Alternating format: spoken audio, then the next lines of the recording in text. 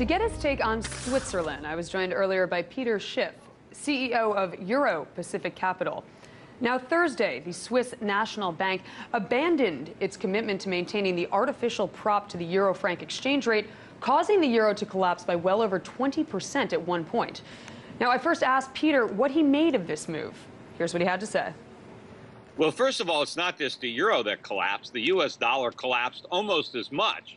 But I think it was the right thing to do. I think it was a mistake for the Swiss to have adopted that peg in the first place. And in fact, by abandoning the peg, they're admitting it was a mistake, because now the Swiss franc has appreciated anyway, which was something that the peg was designed to prevent.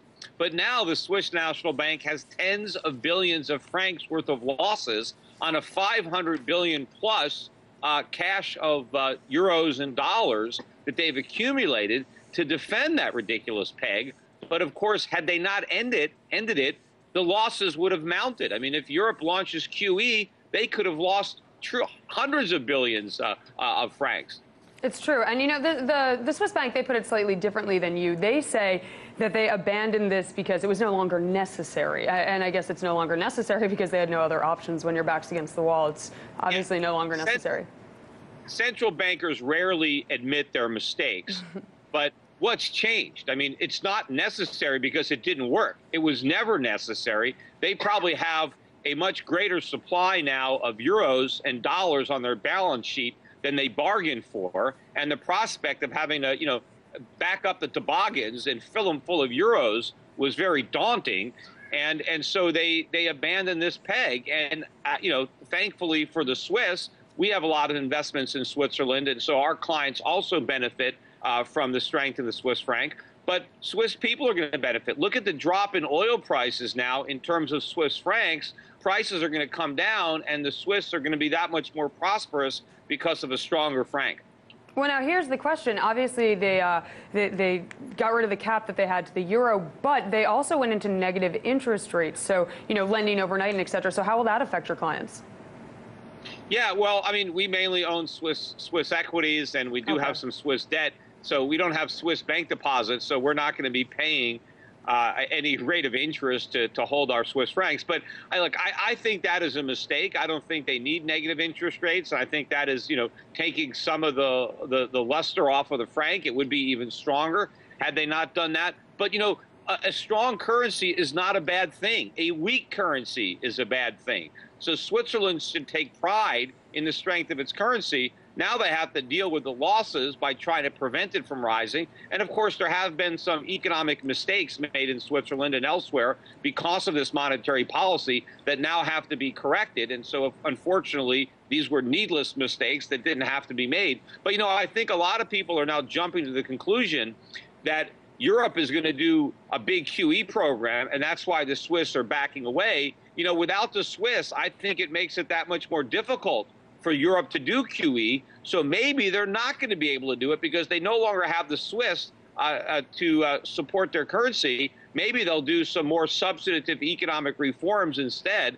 That would be a positive for Europe. I think that it could mean that the U.S. is the last central bank standing with QE, because I think we're going to be doing QE4.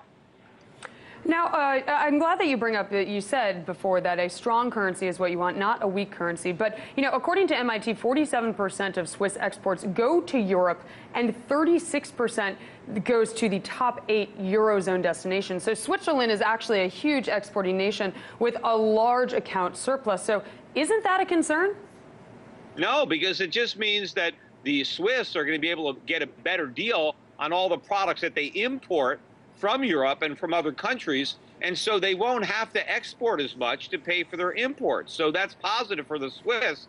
I would be worried about the Europeans, who are now going to have to spend more money buying Swiss products. They're the ones that hurt, as are Americans. Now, Swiss products are going to be more expensive for Americans, but American products, whatever those products may be, are going to be cheaper for the Swiss. So the Swiss win because they have a stronger currency, and Europeans and Americans lose because we have a weaker currency.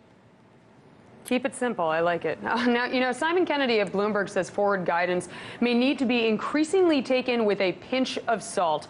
And it seems like the credibility of not just the Swiss National Bank, but central banks more generally are in tatters. So what are your thoughts there?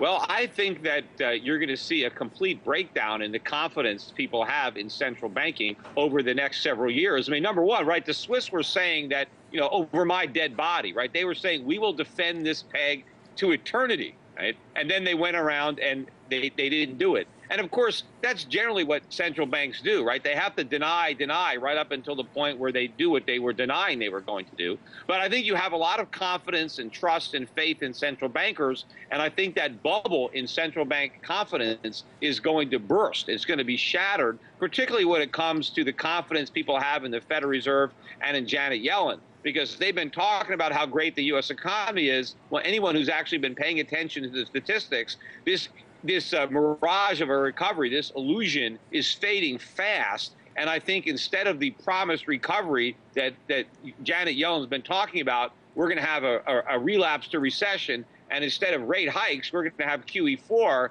And that's going to be the end of their credibility.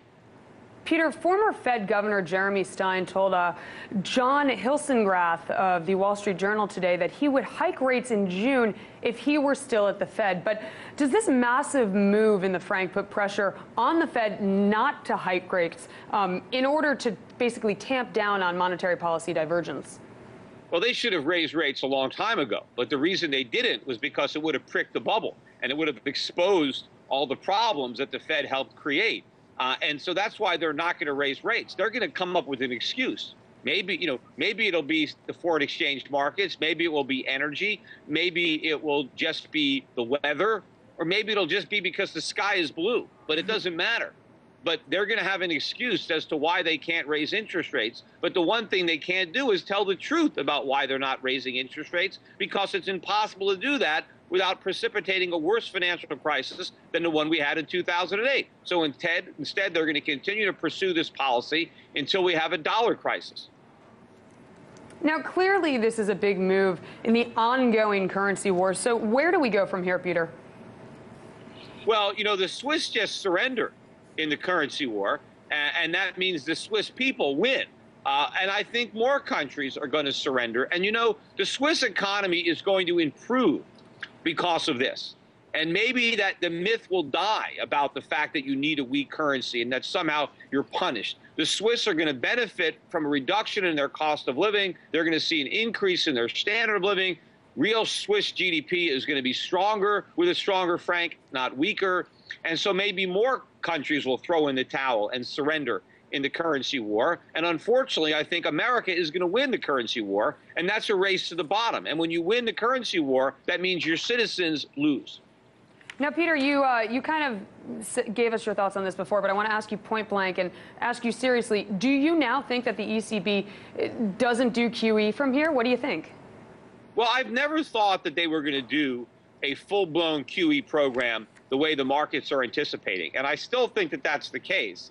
I think if they do something, it will be much less than people are hoping for. And of course, what they're hoping for is destructive policy. Europe will not benefit from QE. See, people think QE helps you. It didn't help Japan. Japanese economy is in worse shape now because they did all this QE. There are people who think QE helped America, but it didn't. All QE did was exacerbate all the problems it was supposed to solve. And now those problems are bigger than ever. But you don't feel how bad they are until you stop doing the QE, and then, the hangover sets in.